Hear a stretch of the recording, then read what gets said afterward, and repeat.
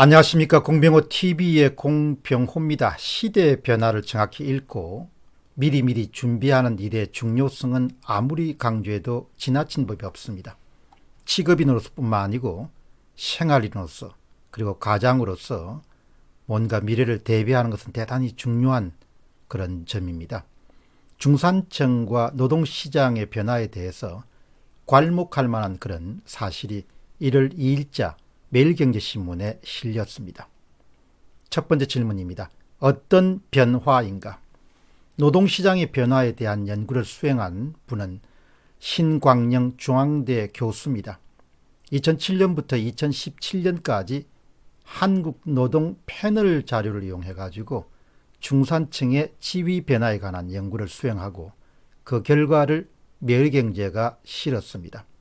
여기서 이야기하는 패널 자료란 것은 예를 들면 A씨, B씨, C씨가 종으로 있고 그 다음에 횡으로 2007년, 2008년 그리고 2017년까지, 그러니까 어떤 같은 사람이나 어떤 가구가 10년간 어떤 변화를 경험했는가를 파악하는데 패널 자료란 것이 굉장히 유용하게 사용됩니다.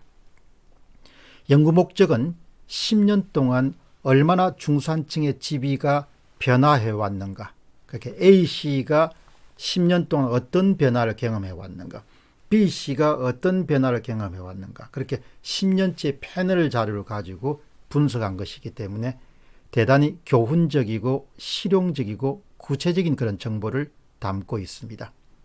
발견해낸 의미 있는 결과를 요약해서 보내드리도록 하겠습니다.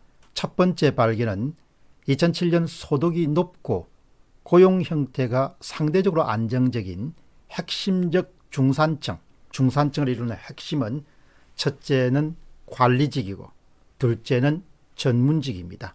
이 계층 가운데서도 2017년 10년이 지난 시점까지 관리직을 유지하고 있는 그런 비중은 평균적으로 35%에 지나지 않았습니다.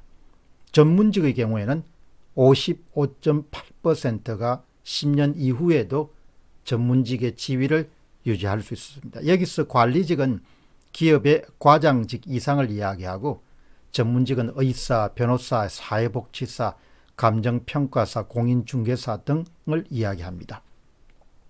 두 번째 사실은 연령대별로 보면은 2007년도에 30대 관리직이었던 직장인이 2017년도에도 관리직으로 남아있는 비율은 46.7%입니다. 40대였던 관리자가 50대에도 관리자로 남아있을 비중은 42.8%입니다.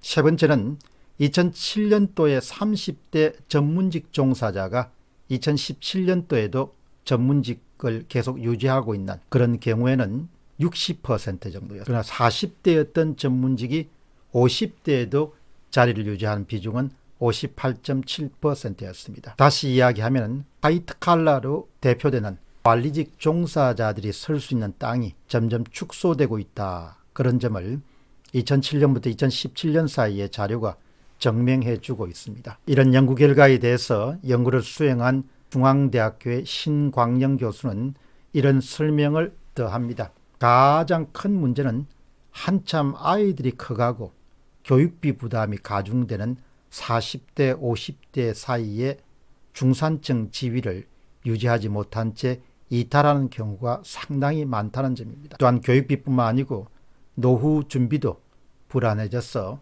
사회와 경제 전체에 미치는 부정적인 영향이 큰 것 같다.